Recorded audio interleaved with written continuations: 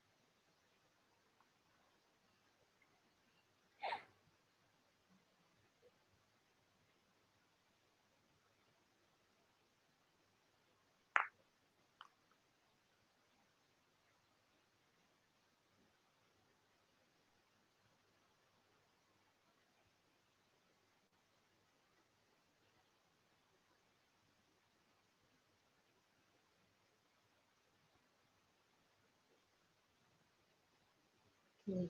So we are still waiting for the attendance. Is it okay? It's okay. It's okay. Okay.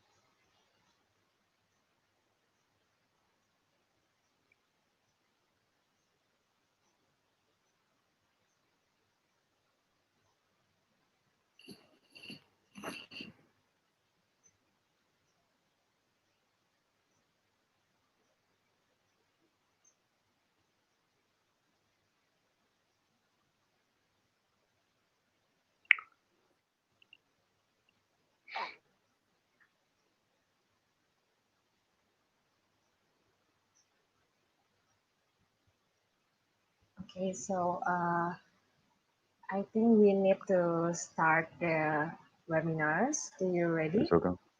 I'm ready. Okay. Yeah. Okay. Good. Could you share screen the materials? Okay, just wait. I'll share now.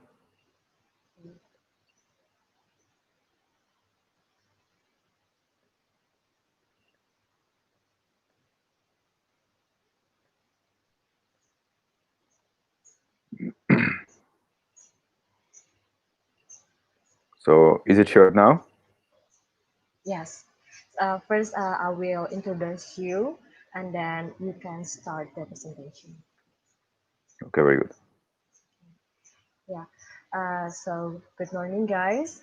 Now we are in the IADS virtual webinars. The title is about ultrasonics, the key for successful RCT, and it will be explained by Dr. Mustafa Anwar. First of all, I would like to introduce you.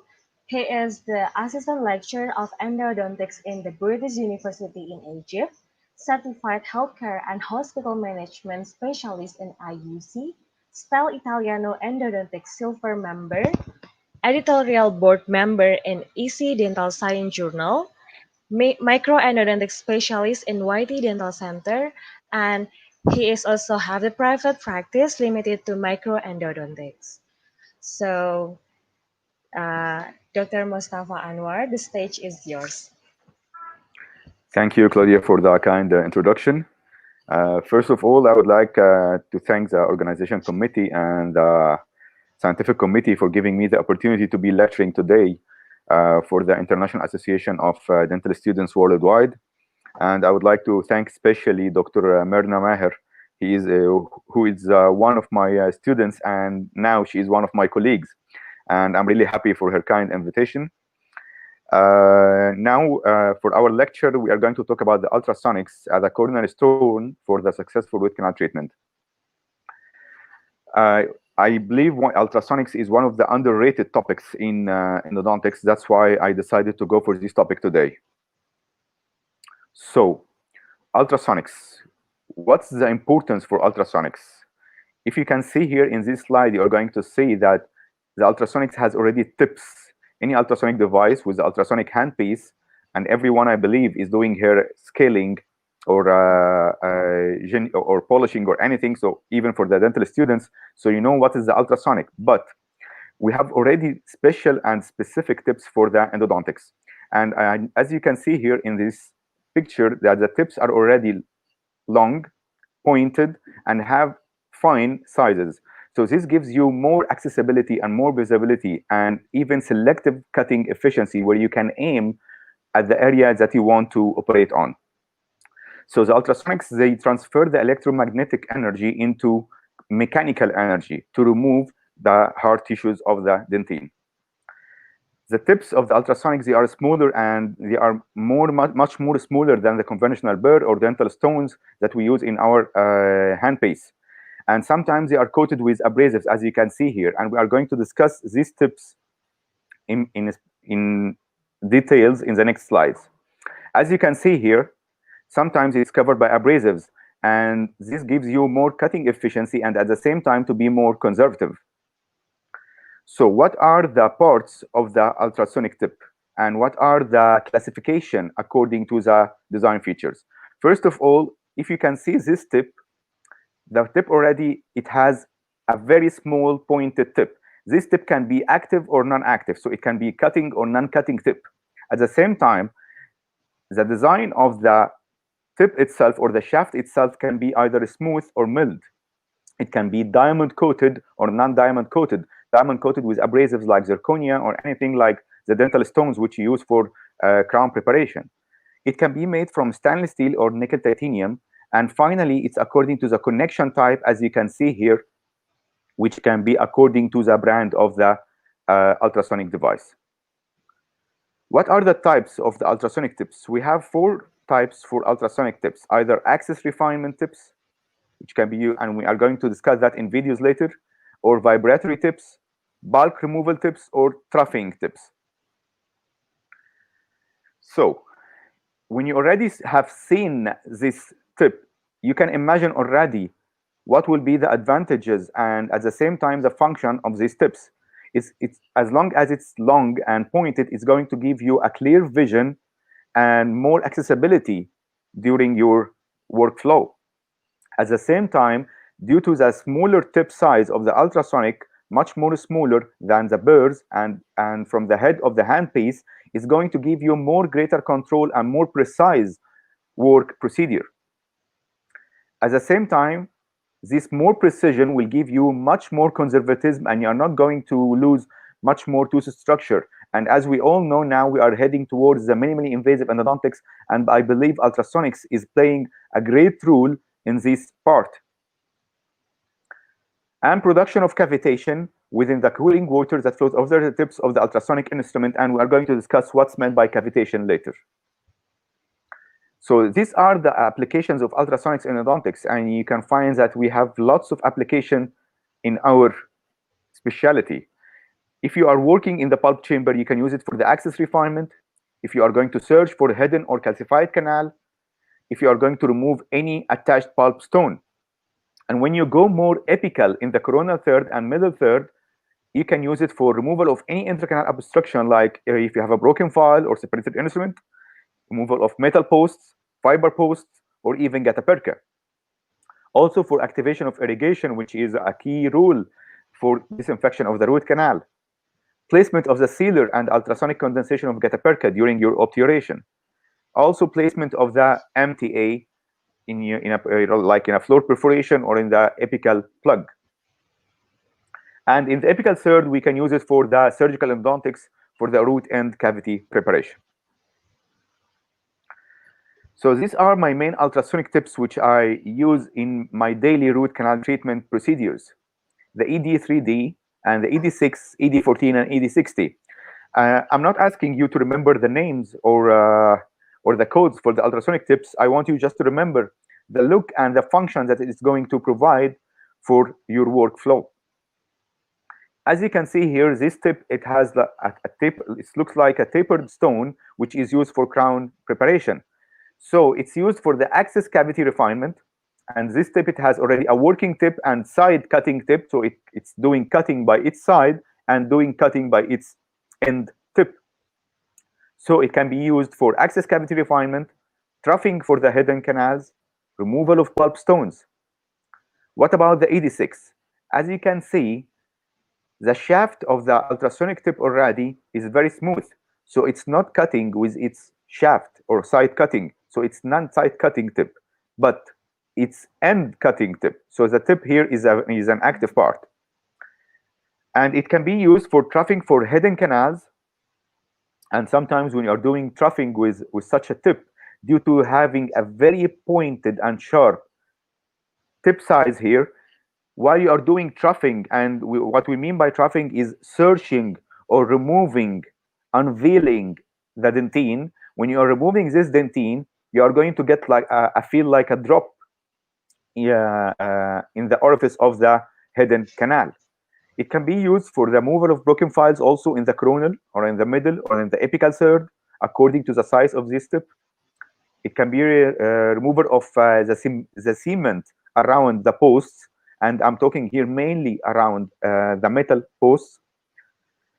And sometimes we can use it in large straight canals. We can use it for the passive ultrasonic irrigation activation, but it's too risky, as I mentioned here. As you can see here, this tip is quite similar to this one, but it's longer and it's thicker in diameter. So it can be used for the same functions like troughing of hidden canals, removal of broken files, but due to the large size of this tip, we cannot use it in the apical third. We can use it only in the coronal or in the middle thirds only. Also, it can be removed for the fillings or the cement around the metal posts. If you have a look at this tip, you can see that it looks like a regular K file, but actually it's not a K file, because all these flutes, they are non-cutting flutes. They don't cut. So it's a non-cutting tip, and it's used only for activation of irrigation, passive ultrasonic irrigation. And you are going to see in the next coming slides what are the uses. Now I'm going to discuss one of the most important tips for my daily practice. This is the ED12D. As you can see, it looks like a round stone or a round burr, okay? But it's made of zirconia or abrasives. It's used for troughing for hidden canals in order to search for the middle mesial canal in lower molars, or to search for the MB2 canal in the upper molars, or even the MB3 canal in upper molars, sometimes for the middle distal in the lower molars, and removal of pulp stones.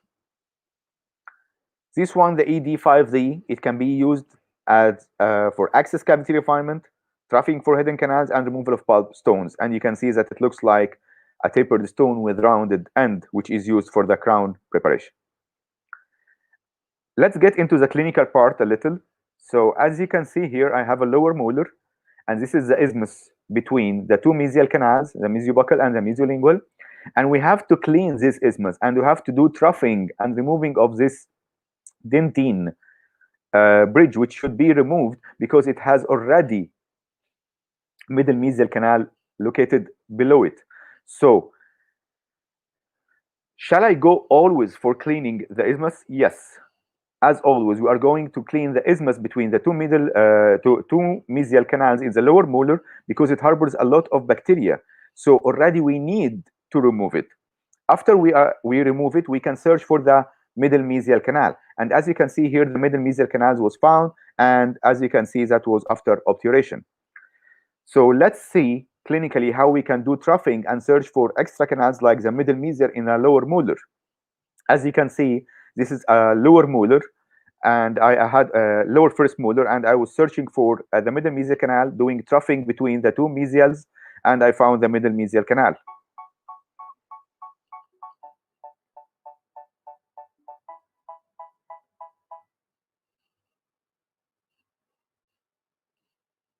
So what happened?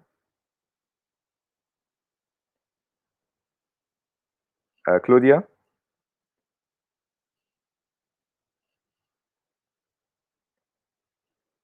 Okay, sorry. It's okay now, Claudia?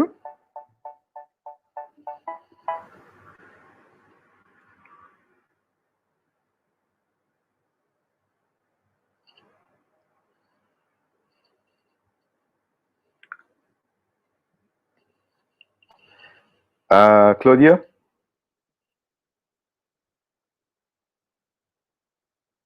I can't hear you, Claudia. In my screen, is it okay? So I will just share. Could you? I will just. You can see it now as Yeah. a full screen or not? No. Yes. Now it's a full screen. Okay, very good. Okay, I will just continue now. Sorry for that. Okay. Okay. So as you can see here, I was doing troughing between the two mesial canals in the lower molar, and I was doing troughing using the rounded tip of ultrasonics. And as you can see here, doing troughing is so easily with the ultrasonic tip. So we need a small size tip and to be having controlled and precise work field in order to be very much conservative. And as you can see here, this is the middle mesial canal.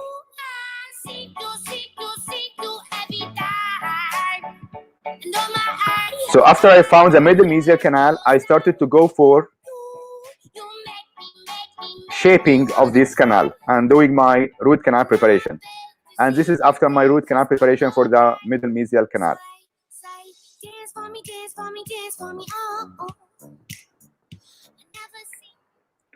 So it's very easy, especially when using ultrasonics, and it's very risky and very dangerous if you try to do it with your handpiece in high speed or even in low speed, because you may end up in a perforation. In this case, it was referred to me after doing a crown preparation already on the lower right first molar. So I decided to do access cavity in a very much conservative way. And when you are heading towards a conservative access cavity, sometimes you need to do some flaring of the walls in order to help you for the shaping and the biomechanical preparation procedure. So I decided to do this flaring using ultrasonics, because if I decided to do it with my high-speed handpiece, I will end up doing a regular and conventional access cavity, which I'm not aiming for, especially in this case. So as you can see now, after finishing my access cavity, I decided to go for using my ultrasonic tip for doing flaring of the access cavity wall, just flaring of the access cavity wall in a very conservative manner. So if I decided to use the handpiece, the high-speed handpiece, I will end up doing conventional access cavity, and I'm going to damage the Emax or the zirconia crown, which was done already for the tooth. And this is after having the walls flared of the access cavity. And now I can start my biomechanical preparation. Here I had a C-shaped canal in a lower second molar, and as you can see, I have done troughing all over the C-shaped canal of the lower molar, and as you can see, I had 4 canals, mesiobuccal and mesiolingual and distolingual and mesiobuccal and distobuccal canals. And this is after doing the obturation. Here, this case, I had an upper second molar, and actually the mesiobuccal canal and the MB2 canal was located already, both of them in the same orifice of the mesiobuccal canal. So I have the same orifice, and I have 2 canals below it. I have the mesiobuccal canal and the MB2 canal. So in order to go for the mesiobuccal and the MB2, I have to widen a little bit the orifice. So if you decided to widen the orifice or to do orifice refinement using handpiece, high-speed handpiece or low-speed handpiece, you are going to go for perforation, and this is for sure. So you have to use a very conservative and much precise instrument like the ultrasonics. And as you can see here already,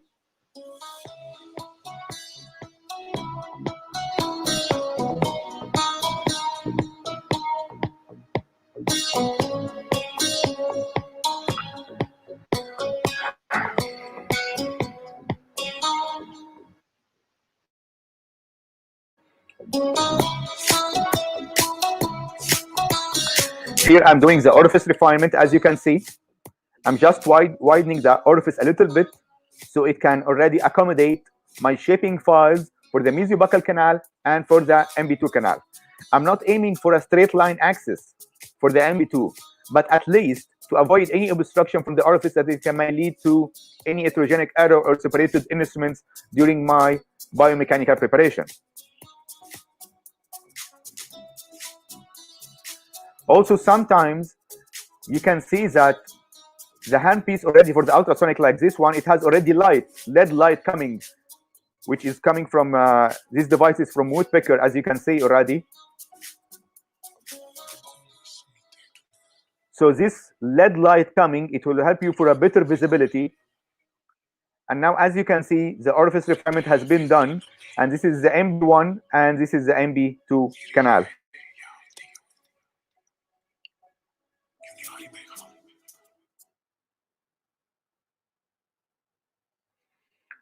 So what about retreatments? Sometimes we use the ultrasonics to remove the tip of the to remove the posts inside the root canal, like the metal posts here, as you can see. I was doing the post removal using ultrasonics in the upper left central here, as you can see.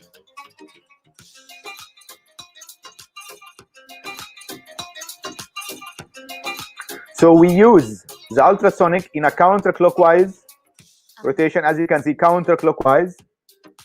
So I can unscrew or unwind the post from inside the root canal, and it can be taken out easily.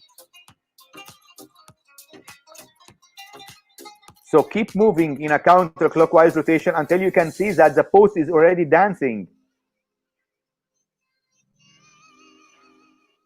And after you can see the post is dancing already, you can just take it out with your tweezer. Here is another interesting case. And as I told you, we can use it to remove the post, but at the same time to remove the cement around the post first, because sometimes even if this is a screw retained post, you can just put it inside the canal, but at the same time, sometimes we put a glass ionomer cement just to put it just to cement it more inside the root canal. So you have to remove this cement around the head of the post first. So let's check this together. This is the post remover in the lower right, first premolar. And you can see my movement is done in a counterclockwise rotation.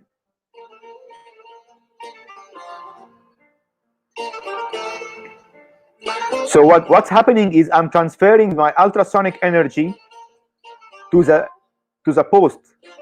But here I was moving the cement first. I started to remove the cement around the post. Now I'm transferring my, as you can see, it's a counterclockwise. Don't look at the mirror, because in the mirror you're going to see it's a clockwise rotation, which is due to the reflection. But actually it's a counterclockwise.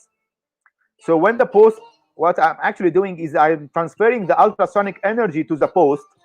So it's causing the cement to be destructive between the post and at the same time and the root canal dentine. Also, to move the post in the counterclockwise rotation to be unscrewed and it can be taken out easily. And when you see the post starting to dance, please don't remove it immediately. Don't try to remove it. Just keep going with the ultrasonic in a counterclockwise rotation. After many dancing, you can just take it out with the needle holder. As you can see here, I was using my needle holder, and here comes the post outside. After I removed the post, I found that I have some cement already blocking the canal orifice. So this felling, I decided to remove it with the ultrasonics, because if I decided to use any hand piece like high speed or low speed, I'm going to end up with ledges, gouging, or even perforation. So I removed the cement, which was blocking the orifice already, with the ultrasonic, and now I can go for my retreatment procedure.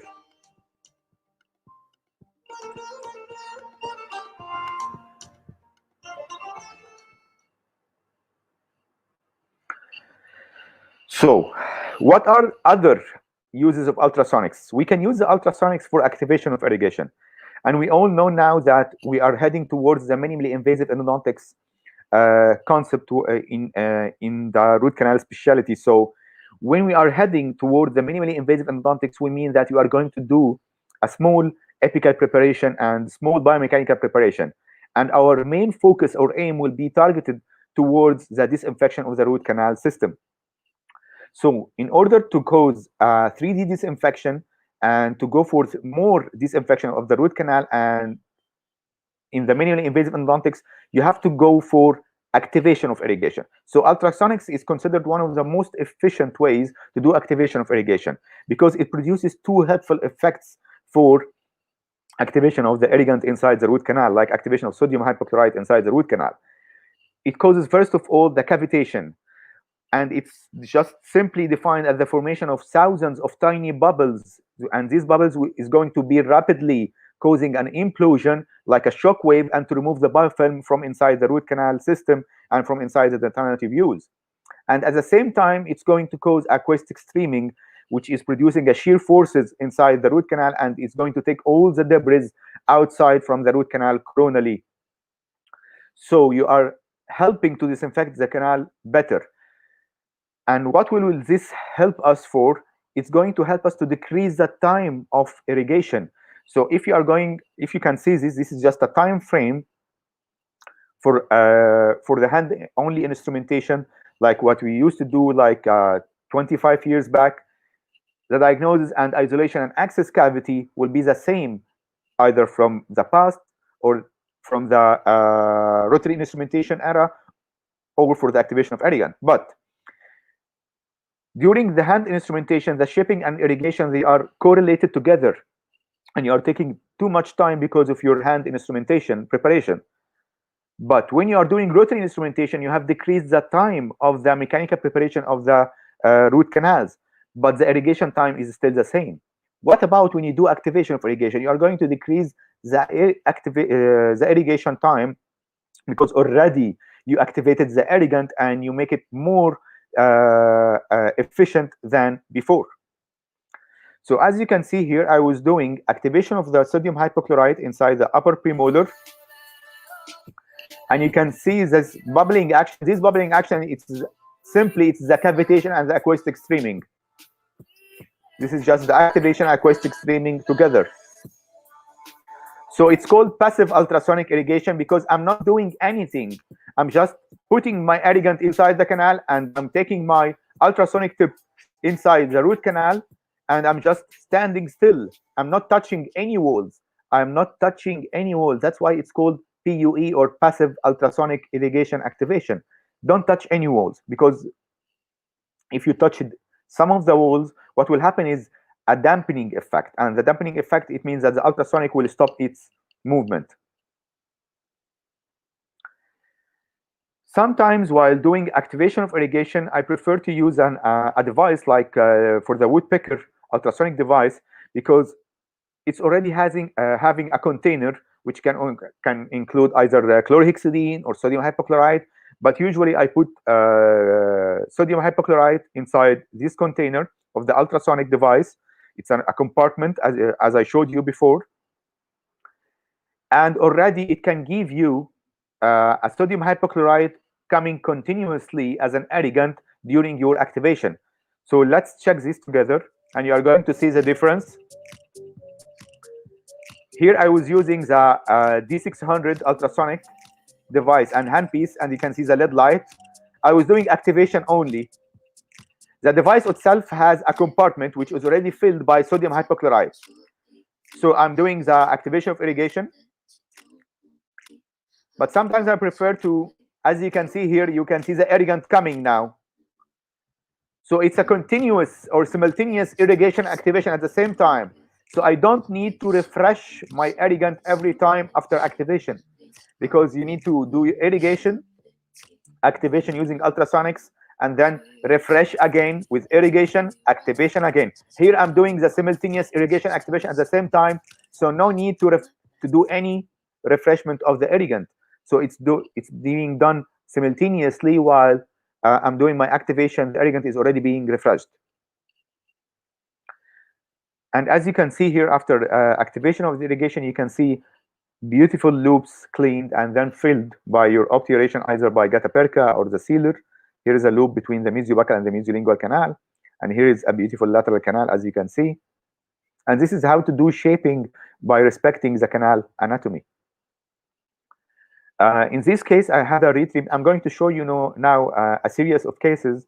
And in this case, I was doing a retreatment for a lower right first molar.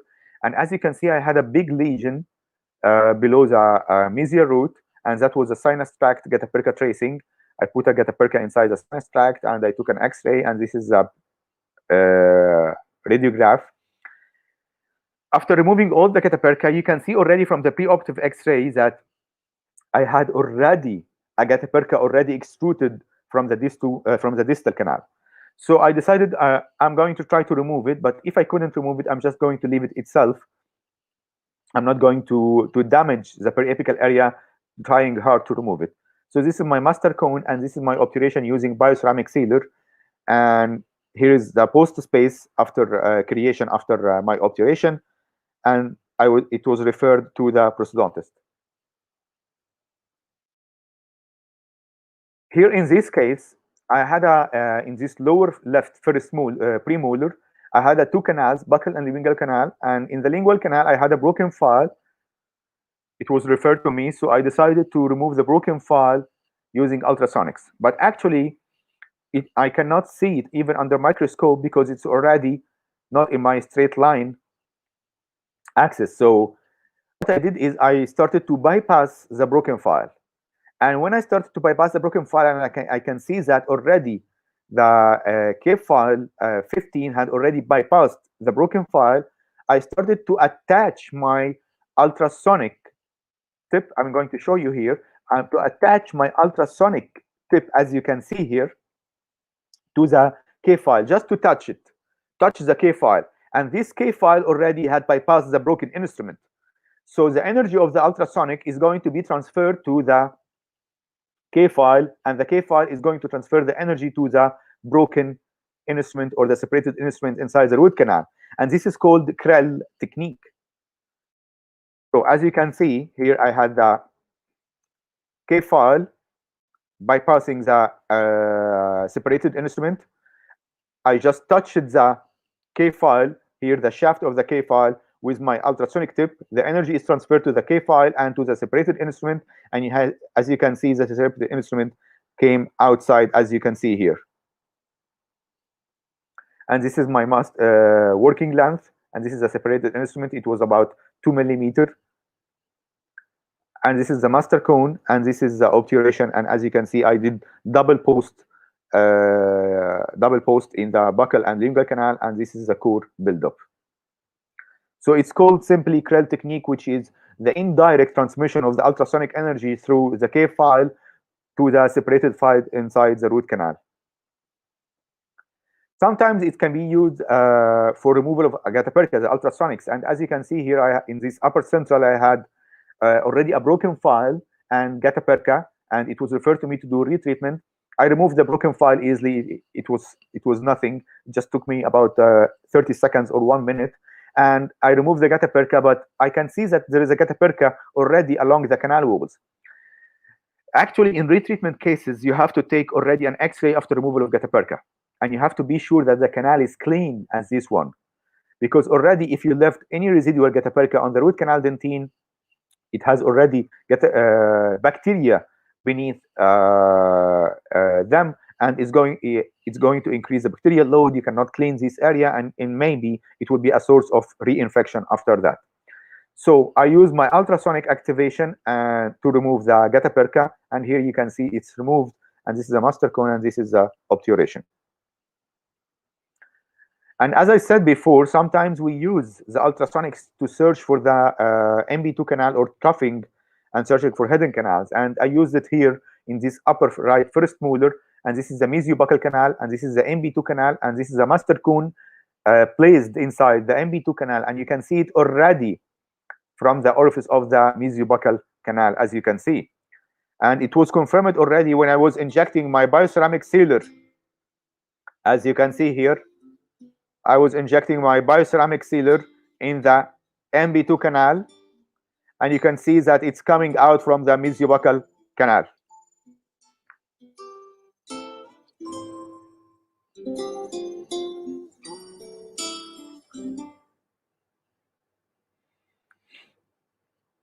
This is a lower left second molar, and it was referred to me to do retreatment. And here I had a white material. I don't know what's this white material. It's not even gataperca. It's not anything. I don't know. Actually, I really don't know. So I decided to remove it, to dig through it using the ultrasonics until the end of the material, and I removed it completely. And this is my master cone, and this is my 3D obturation. And as you can see, the distal canal, it has a very already wide buccolingually dimension, as you can see, using a shifted X-ray here.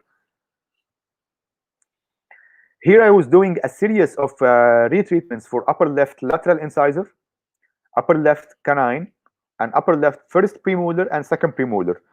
I was doing the series of retreatments all together, and as you can see, I removed all the gataperca. I removed all the posts using ultrasonics. I cleaned the canals for the upper left lateral incisor, for the upper left canine, upper left first and second premolars, and this is my master cone. And here is the post-optive. As you can see, I did my post-space creation already. I did my continuous wave of compaction technique for obturation already, so I can compact the gataperca only at the apical third, because I'm going to create a post space, because I need to do posts here, and this is the post-optive for the upper lateral incisor and upper canine. And here is the same for the upper first premolar and upper second premolar, as you can see, and this is my core buildup. And it was referred immediately for the to the prosthodontist for the crown preparation. This is a very interesting case. It was referred to me to do retreatment for the upper right lateral incisor. And as you can see here, I had a gataperca, I had a periapical lesion. Already there was a coronal already over the upper lateral. I decided to do through, although I don't prefer to do through retreatment through the crown, but it was a newly placed crown, so I had to go through. And after that, I went for retreatment. I removed all the gataperca, and as you can see, there is a still remaining gataperca, although I gained patency to the canal. I started to remove the gataperca using K files and H files, and that was H file, although I don't prefer H files, but I went there for H file because I wanted to catch this gataperca and to remove it. And this is it. I cannot remove more than of this gataperca. So I had about 2 millimeter of gataperca here. So what I did is I inserted my ultrasonic tip, long tip, inside, and I decided to remove it. So what happened is I'm going to transfer the case from a closed apex case into an open apex. But for me, management of an open apex case and placement of MTA as apical plug and going for apexification is much more easier and much more safer than leaving gataperca at the apical 2 or 3 millimeter, which is harboring lots of bacteria, and it can be a straight reason for having a reinfection after doing my obturation. So I decided to transfer the case from a closed apex into an open apex case like this one, and now I removed all the gataperca, and this is the open apex. As I told you, I started to inject my my MTA inside the root canal at the last 3 or 4 millimeter using the map 1 needle already inside the root canal, and it's in action now. I injected MTA for the last 3 to 4 millimeter, and here is already my softened gataperca or thermoplasticized gataperca using my gun, and then I placed my restoration. This is just a regular case for an upper molar, upper right second molar, and I had already a dentine. I started to go for the de-roofing for the axis refinement because the axis already outside at the upper part is okay, but I started to do the de-roofing of the axis using ultrasonics because I need to be conservative as much as I can. And here is the mesiobuccal, distobuccal, and palatal canal, as you can see.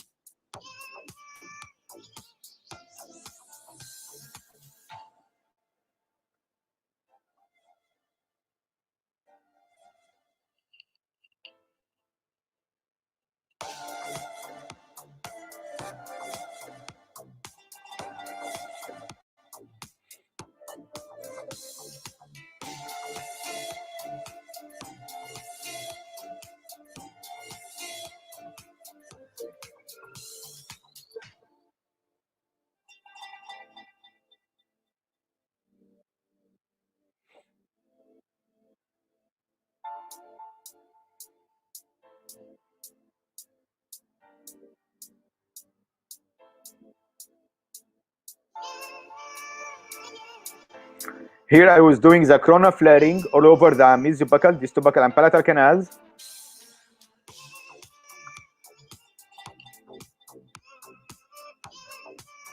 Now I'm doing my glide path and shaping.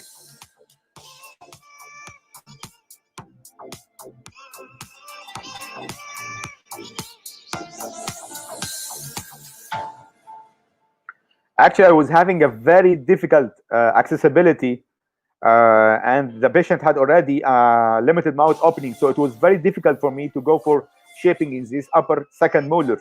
And we all know that the upper second molar is quite difficult if the patient is having a limited mouth opening, and already the accessibility for the upper second molar is already a very difficult one. And the patient here is just, like he's opening widely, so he started to move his head a little bit, and that's why you can see some movements during shooting of the video.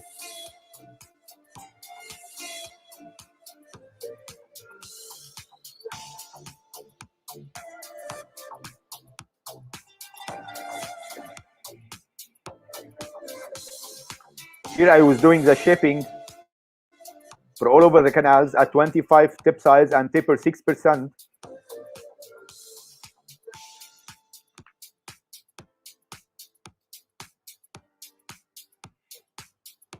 And as you can see now, here is after shaping, and this is the mesiobuccal, this is the distobuccal, and this is the palatal canal. And I was trying to be conservative because if I try to remove all the roof with my handpiece, I'm going not to be conservative in this part. Here's some cases already done, like lower right first molar. And as you can see, this is after my preparation. And here's a beautifully filled lateral canal due to activation of irrigation by ultrasonics. This is an upper right third molar, which was strategic, so we need to save these tooth. And this is my post-operative X-ray. As you can see, there is a mesiobuccal and MB2 palatal canal and these two buccal. Already, what's extruded here? It's the bioceramic sealer, and we all know that the incidence of bioceramic sealer extrusion is much more than the resin sealer. But it's a biocompatible and bioactive material, so we are not afraid that it may cause any irritation. This is a C-shaped lower left second molar, and after doing the ultrasonic activation, this is a master cone, this is a post-operative, and as you can see, this is the spaces already filled between the canals already from the C-shaped lower left second molar. Here is already another lateral canal, beautifully filled with my bioceramic sealer, and you already can achieve filling of this lateral canals or accessory canals or isthmi between the canals or the loops. You can achieve that if you already did proper 3D disinfection and activation of irrigation. Here is a molarized upper left first premolar, and as you can see, the two buccal roots, and this is the palatal root. S-shaped lower left second molar, as you can see, beautifully done and shaped. Lower right third molar, and this is the irrigation activation. After I took a shot after the irrigation activation, and you can see the bubbling here, which is produced due to the cavitation and acoustic streaming effect.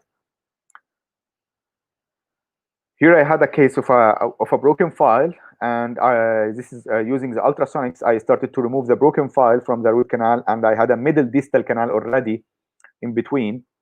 And here you can see already the distobuccal and the distolingual and the middle distal canal already inside the distal root. Upper left first premolar having dancing roots, and this is after shaping. Same for the lower right second molar with the same dancing roots. Having an accessory root, distolingual root already, and after being shaped, and this is how you can see it. Here I had a broken file in this lower left first molar, and as you can see it's located here. Okay, and I started to bypass the broken file, and after I bypassed the broken file, I started to do the Kral technique, which I told you before, because it's much more conservative sometimes to remove the broken file in that way. And I attached the I just touched the K file, which had bypassed the file here already. I touch it from here, and indirectly the ultrasonic energy is being transferred to the broken file, and here it's the broken file is removed already, and this is after obturation. Remember this case which I showed you before, and I told you I had a sinus tract, and this is a sinus tract, and this is already the post-operative, and this is the lateral canal filled. This is the 7 months follow-up, and as you can see here, I had a beautiful healing and nice tissue repair. As you can see already, the bone already is being formed after just 7 months of follow-up, and this is a very beautiful thing to be seen by, and very good treat for the eyes. So I believe healing is coming when you do the proper job, when you do the right mechanical preparation, when you do the proper 3D disinfection, when you take your time in the disinfection of the root canal system and doing activation of irrigation, because now we believe that the disinfection of the root canal, it's the cornerstone, and we can achieve the activation of irrigation using ultrasonics or even sonic, whatever. But although I prefer to mix between the sonic and ultrasonic, and that was the case for upper lateral incisor and upper canine. After just 4 months of follow-up, you can see nice healing, and this is after 1 year of follow-up. Actually, I was very happy to be with you today, and I believe that being with my colleagues all over the world, and especially with the International Association of Dental Students, it's an honor for anyone. So thank you all for giving me the opportunity to be with you today. And this is my email and my contact numbers and list, as you can see. And this is my mobile number. This is my Facebook profile, and this is my Facebook page. This is my Instagram, Mustafa_Anwar, and this is my YouTube channel, Dr.Mustafa_Anwar-Endotactics, not endodontics, endotactics. And you can see lots of the videos already I posted today and I shared with you today. You can see it already on my YouTube channel, which is being updated twice per week, either for lectures or for educational videos. Thank you so much, and thanks to IADS for giving me that opportunity. Okay. Thank you very much, Dr. Mustafa. We will go ahead and take some Okay. time for question now. So I already have some questions from Instagram. The first one, what is the clinical effect of the use of ultrasonic Again, post-operatively? please. What's the? Maybe yeah, maybe I will give one question and you can answer first because there's so many people are curious about your materials Okay, okay. and we have so many I'm with you. It's questions. okay. Just can you repeat the question again, please? Oh yeah. Okay, the first question is about what is the clinical effect of the use of ultrasonics Post-operative. post-operatively? Post-operatively. What do you mean by post-op? What do you mean by using the ultrasonics post-operatively? I think yeah, I think the question is about the effect of the use of ultrasonic after the post-operative treatment. Yeah. Okay. For the ultrasonics, we use the ultrasonics intraoperatively. We don't use it postoperatively. We use it intraoperatively Oh yeah. because when we cause more disinfection of the root canal system, I believe this question is about irrigation. So I will answer concerning Oh yeah. irrigation. And Oh yeah. so when we use it, we are going to do a 3D disinfection because, as we all know, it's not only a tube. The root canal is not only a tube. No, it's a root canal system which has lots of lateral canals, which has dentinal tubules, which has accessory canals, which has isthmi, which has loops. So in order to clean all this, you cannot use the files to clean. Metal doesn't kill bacteria. The files doesn't kill bacteria. What actually kill bacteria is the irrigation. So in order to do proper irrigation, we have to go for passive ultrasonic irrigation or activation of irrigation inside the root canal system. So activation will help you to remove much more bacteria and to provide much more disinfection of the root canal. And this will help you post-operatively that you can get healing after that.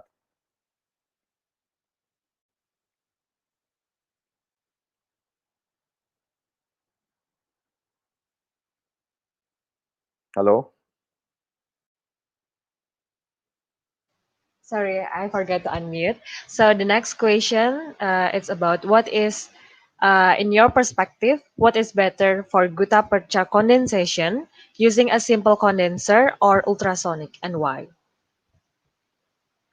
For gutta-percha condensation, uh, actually I don't like ultrasonics. Yes, it's one of the uses of ultrasonics, but already the golden standard for obturation now is a continuous wave of compaction technique. So for the continuous wave of compaction technique, you don't have to use the ultrasonics already because you are already injecting softened gutta-percha and you are doing condensation after that at the same time, or compaction of the gutta-percha at the same time after that. So you are compensating the shrinkage already. For me, I don't believe for ultrasonics, it's just going to, let's say it in a simpler way, it's going to complicate or sophisticate the procedure of obturation. So for now, you can go for 3D obturation using the golden standard, which is the continuous wave of compaction. I'm already doing it, or for using with single cone with bioceramic sealer application. Okay. And then we go to the next question.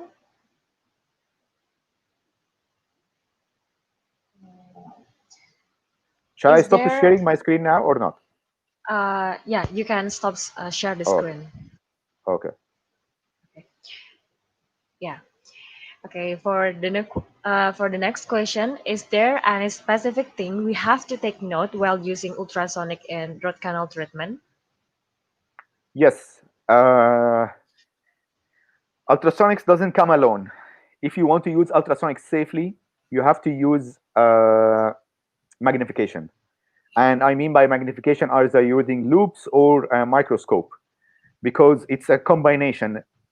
The minimally invasive endodontics concept now is just revolving about using of ultrasonics and magnification and proper instrumentation and proper metallurgy for the rotary instruments.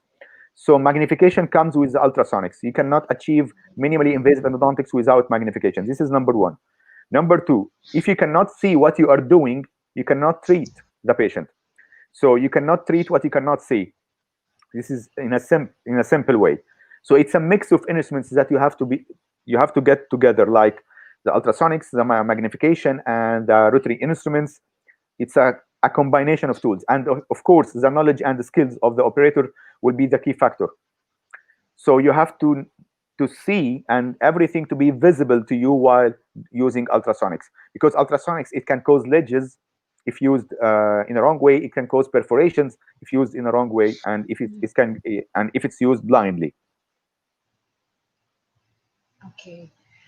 Uh, for the next question, can you explain the dampening effect at the end of the I mean, sorry, I repeat again. Sorry, can you explain the dampening effect of the ultrasonic? So the ultrasonic instrument is working now. Okay, so it's giving lots of vibrations, and the frequency transferred is giving lots of vibrations. You cannot see these vibrations by the naked eye. You can see it only under microscope, because Oh, it's yeah. a short amplitude and it's doing in a very high frequency, so you cannot see by the naked eye. If you touched with the ultrasonic any wall, you are going to prevent this movement, so it's stopping from working. So it's called dampening effect, as the ultrasonic will stop its high frequency movement. So this is a dampening effect, stoppage Okay. of the ultrasonic due to touching any of the root canal dentine walls. Okay. And this is the last question for today. What do you think? Is the ultrasonic treatment, it could remove 100% of the broken file? Uh, Sometimes no, because if you have because the broken file removal, it has lots of factors. Where is the broken file? What is the size of the broken file? What is the length of the broken file? What is Yeah. the case already? Can it be bypassed or not? Or it can be removed only? If it's a long file and having a large diameter and it's already dislodged inside the canal, you cannot remove it with ultrasonics only. Maybe you can use the ultrasonics just to trough around the head of the broken file, and then you use any grasping instrument to take it out. But the ultrasonic to remove all this, it will not be okay. So we cannot say that ultrasonics will 100% remove all the broken files. Sometimes it's not applicable to use ultrasonics. You use it for exposure of the head. You use it to just to loosen the file, whatever. But it's not 100%. Okay. Yeah. I think we have covered up all of our questions. Dr. Mustafa, is there anything else you want to give additional information? I'm really happy to be. I was really happy to be with you today, and Yeah. thanks Claudia for hosting this presentation. I would like to thank the IADS all members and all board members for the kind opportunity today. Yeah. And as I mentioned before, specifically Dr. Myrna Maher, she's a colleague now. So I would like to thank you all, and I was happy to be with you today. And I hope we are coming for physical congress soon after the Yeah. corona Of pandemic. course. Yeah, of course. Okay, great. Thank you very much, Dr. Mustafa, for Thank you. spare your time to give us precious knowledge. And also, we Okay. appreciate all of the participants for being here. Thanks again for Yeah. joining us Thank today, you. and we will see you next time. See you. Okay. Bye bye. Bye bye. Thank you. Thank you. Bye. Bye. Bye.